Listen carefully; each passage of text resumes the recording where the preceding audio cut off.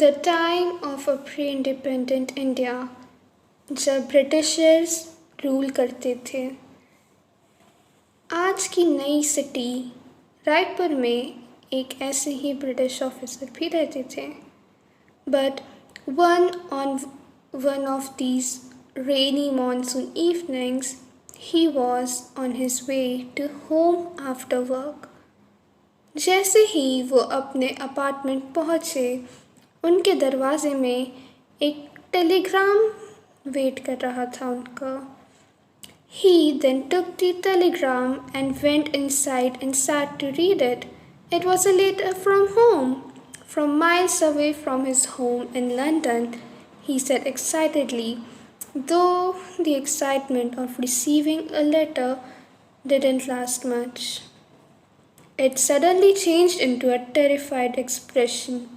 The letter mentioned that his son is terribly ill and is on verge of death. He was scared of what would happen if his son couldn't make it without him by his side. He was worried if he took his last breath without him. He then rushed to pack and went on to find a ride to the nearest railway station. But it was raining so heavily that no rickshawalas or bus rides could be seen in the shiny and flooded roads of the locality. But he cannot lose hope. He had to find a ride as soon as possible. He went on a little far away when he spotted a rickshawala on the side of road seeking shelter from the rain. He rushed towards him, but to his tough day, he couldn't convince to give him a ride on the rainy day. He was becoming hopeless when he couldn't find any more rides. It definitely poured cats and dogs that day, as if the rain could sense his emotions and true like the grimness in them.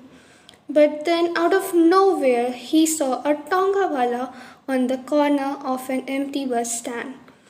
He approached him, though slightly, with a fear in his heart, with all the rejections and the sadness of the day, but also with a very tough determination that he had to convince him. And with his little luck, he, the Tongawala, didn't need much convincing, and he said, "Chalo Sahib," in a very feeble voice. The ride to the station was filled with the sound of rain pattering on the carriage, and the worrisome tension filled in the air about the health of his son.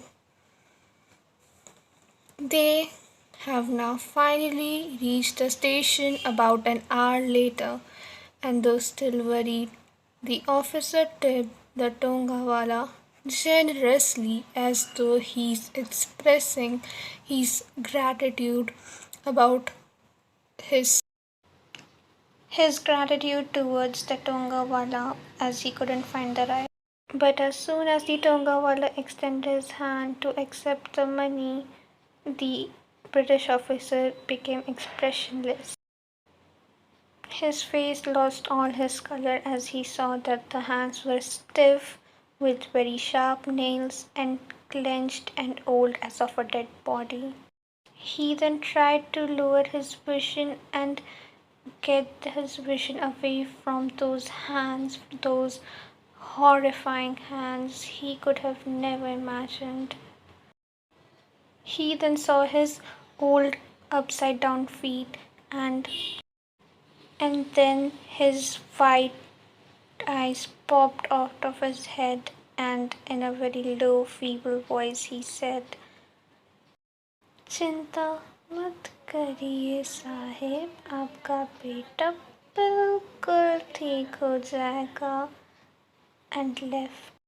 The officer got paralyzed with fear and shock for a few seconds, but he had to manage himself and pull himself together to board the train after all, उसके बेटे के लिए.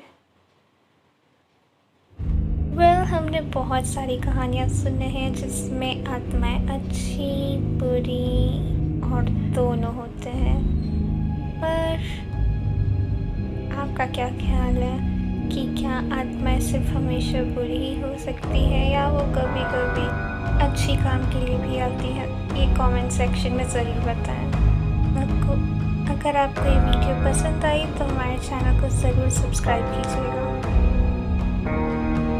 Till then, tata, bye bye.